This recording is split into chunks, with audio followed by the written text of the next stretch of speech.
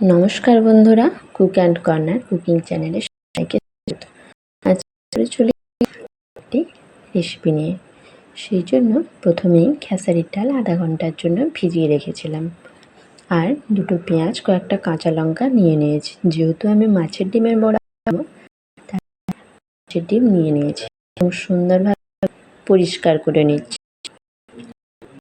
সুন্দরভাবে পরিষ্কার করলে এটা বানাতে সুবিধা হবে। ঠিক এই রকমভাবে পরিষ্কার করে নিতে হবে।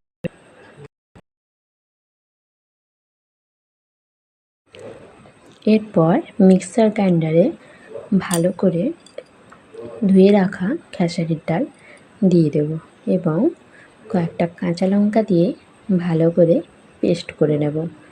পেস্টটা আদো আদো করলেই চলবে। এরপর একটা বোলে পেস্টটা দিয়ে দেব এবং মাছের ডিম অ্যাড করে দেব।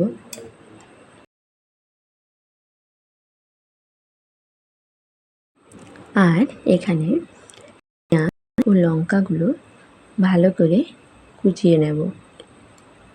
কুচিয়ে পেস্টের মধ্যে অ্যাড করে দেব।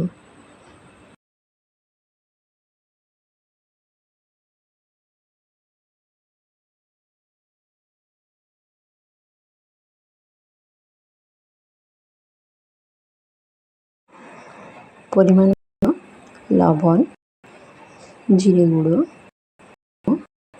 লঙ্কা গুঁড়ো করে দেবো এবং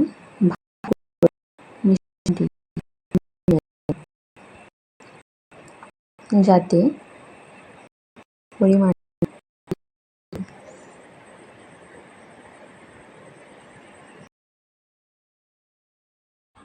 এখানে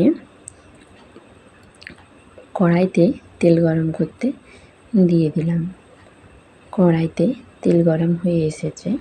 এরপর একে একে বড়াগুলো দিয়ে দেব। এটা খেতে খুবই সুস্বাদু হয়। বাড়িতে একবার অবশ্যই ট্রাই করে দেখবে। প্রশংসায় পঞ্চমুখ হতে চাইলে এই রকমভাবে এই রেসিপিটা ট্রাই করে দেখতে পারেন।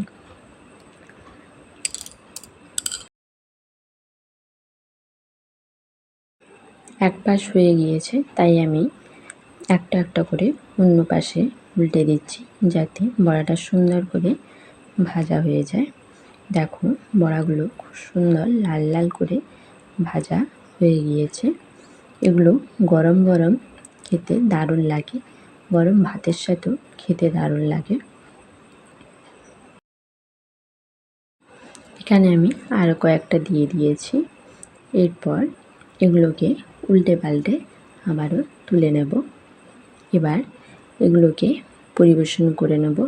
মুড়ি, গরম ভাত যে কোনো কিছুর সাথে পরিবেশন করতে পারো। খেতে কিন্তু দারুণ স্বাদের হয়। এই রেসিপিটি ট্রাই করে অবশ্যই দেখতে পারেন। ভিডিওটি ভালো লাগলে অবশ্যই লাইক, কমেন্ট, সাবস্ক্রাইব করে দেবে এবং কমেন্টে জানিও তোমাদের কী ধরনের রেসিপি পছন্দ।